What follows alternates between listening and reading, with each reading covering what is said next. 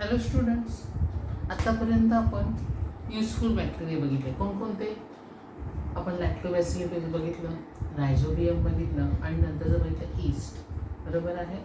आता आपण बघणार आहोत अँटीबायोटिक्स. तुम्ही हा शब्द ऐकलेला असेल, अँटीबायोटिक.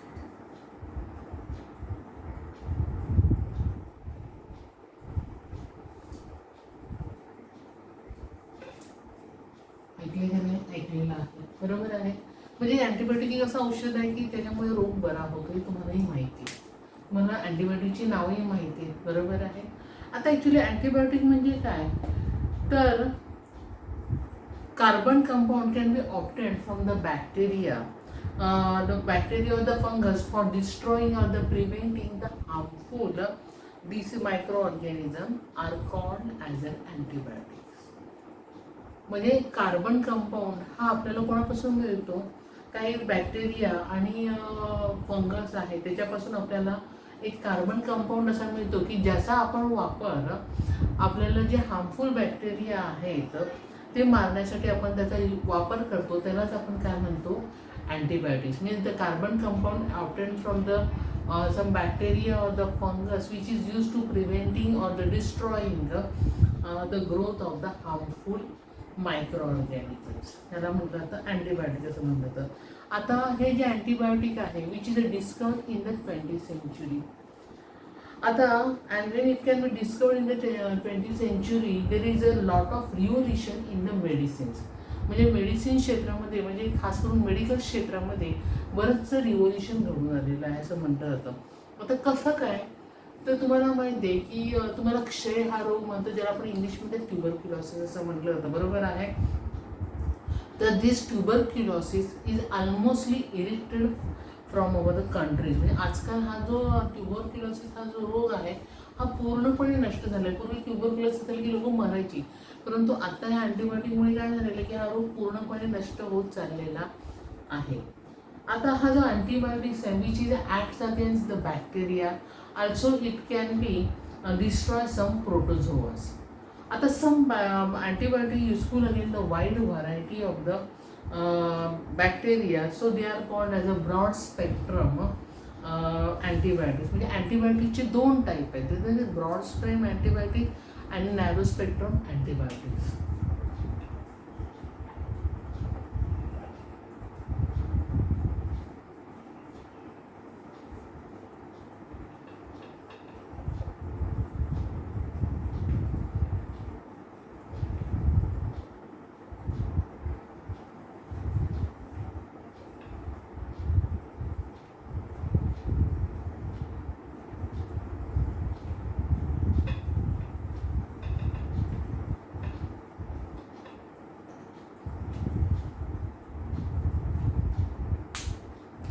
आता ब्रॉड स्पेक्ट्रम अँटीबायोटिक्स म्हणजे काय की such antibiotics which is acts against the wide variety of the bacteria. म्हणजे जास्त प्रमाणात जे बॅक्टेरिया आहेत त्याच्यासाठी जो आपण वापर केला जातो त्याला म्हटलं तर ब्रॉड स्पेक्ट्रम अँटीबायोटिक्स असं म्हटलं जातं. मीन्स आता त्याच्यामध्ये जे आहे तर त्याच्या सब antibiotics are useful in wide variety of the bacteria.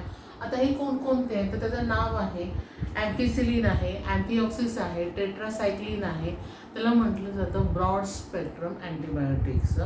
आता ह्याच्यामध्ये ॲक्च्युली काय असतं की ते पॅथोजन कॅनॉट बी आयडेंटिफाय. कधी कधी आपल्याला काय होतात की काही रोगांचे सिम्पटम जाणवतात. म्हणजे फॉर एक्झाम्पल आत्ताच आपण करोनाच बघा, आपल्याला औषध नाही मिळालं पण आपल्याला सिम्पटम जाणवत होते, but pathogen cannot be detected. Similarly, like that, the pathogen cannot be detected, but the symptoms to be known, then symptoms of the diseases to be known, then are visible. Then which can be used? The antibiotic, that is a broad spectrum antibiotics can be used. आलं लक्षात? म्हणजे which is acts again the wide variety of the bacteria. जास्त wide variety of the बॅक्टेरियाच्या acts म्हणजे use केलं जातं त्याला म्हटलं तर broad spectrum antibiotics. Even though the pathogen do not be known, जर आपल्याला पॅथोजन माहीत नसेल but the symptoms to be visible, आपल्याला सिम्टम दिसत असतील तर आपण कोणतं अँटीबायोटिक वापरतो? ब्रॉड स्पेक्ट्रम अँटीबायोटिक वापरलं जातं. हे ब्रॉड स्पेक्ट्रम अँटीबायोटिक कोणकोणते आहेत आता मी तुम्हाला नावं सांगितली आहे. अँटीसिलिन आहे, दुसरं आहे ॲमॉक्सिलिन अँड टेट्रासायक्लिन. अँटीसिलिन, ॲमॉक्सिलिन अँड टेट्रासायक्लिन हे जे आहे ते ब्रॉड स्पेक्ट्रम अँटीबायोटिक्स. आता दुसरा प्रकार आहे नॅरो स्पेक्ट्रम अँटीबायोटिक्सचा. ह्याच्यामध्ये काय होतं तर micro organism can be identify means pathogen can be identify then the narrow spectrum that is the narrow spectrum antibiotic can be use. ह्याच्यामध्ये पॅथोजन जरी माहीत नसला आणि सिम्पटम जरी दिसले तरी आपण कोणतं वापरलं होतं अँटीबायोटिक ब्रॉड स्पेक्ट्रम. पण जर आपल्याला डिसीजेस माहिती आहे तो पॅथोजन आपण आयडेंटिफाय केलं micro organism can be identify then आपण कोणता वापरलं तर narrow spectrum antibiotics can be use. आता हे नॅरो स्पेक्ट्रम अँटीबायोटिक कोणकोणते आहे तर तुम्हाला सगळ्यांना माहिती आहे पेनिसिलिन आहे, जेंटामायसिन आहे, इरिथ्रोमायसिन ही नावं जशी तुमच्या परिचयाची आहेत. बरोबर आहे. तर आता आपण स्टडी करणार पहिलं जे अँटीबायोटिक शोधून काढलेलं होतं ज्याचं नाव आहे तुम्हाला सगळ्यांना परिचित असं नाव आहे ज्याचं नाव आहे पेनिसिलिन. नॅरो स्पेक्ट्रमचं पहिलं आहे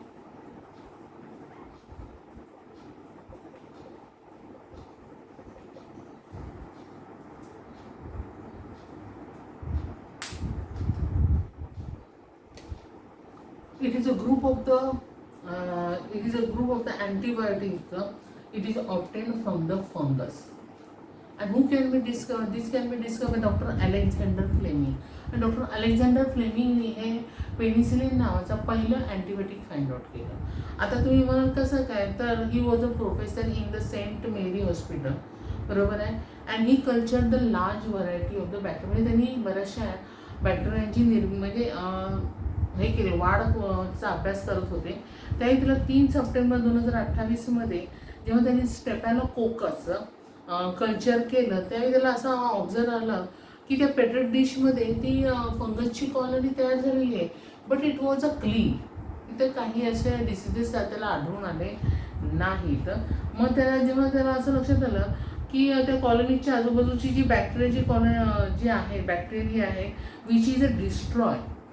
आता हे डिस्ट्रॉय का आहे तर he was confirmed that the fungus grow in the penicillin was secreted and destroy the bacteria colony.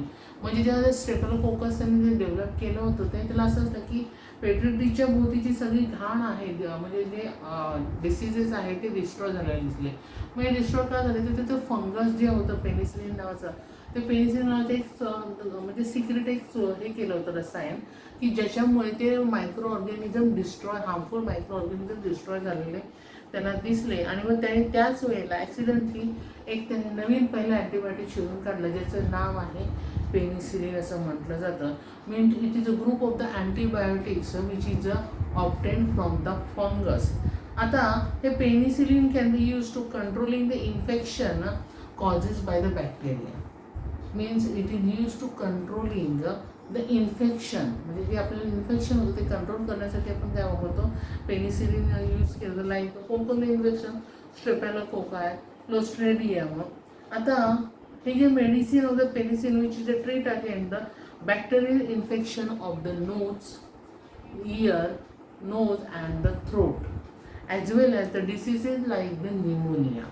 म्हणजे याचा जे औषध आहे कशावर वापरलं जातं दिस बॅक्टेरियल इन्फेक्शन जे आहे सर्टन बॅक्टेरियल इन्फेक्शनवर हे ट्रीट केलं जातं. कुठे ear, nose, throat and some other diseases like pneumonia, scarlet fever ह्याच्यासाठी हे पेनिसिलिन नावाचं औषध काय केलं जातं यूज अँटीबायोटिक काय केलं जातं यूज केलं जातं.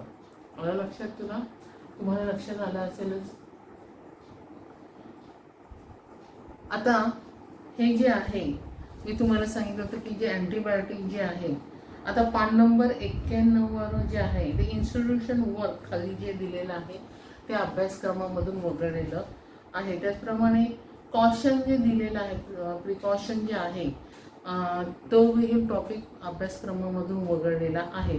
त्याचप्रमाणे खाली आहे वंडरफुल टू नो हे देखील अभ्यासक्रमामधून वगळण्यात आले. पान नंबर 92 वरचं सांगते caution and wonderful to know हे 2 टॉपिक अभ्यासक्रमामधून वगळण्यात आलेले आहेत. लक्षात आलं अँटीबायोटिक म्हणजे काय त्याच्याविषयी तुम्हाला प्रश्न विचारले जातात.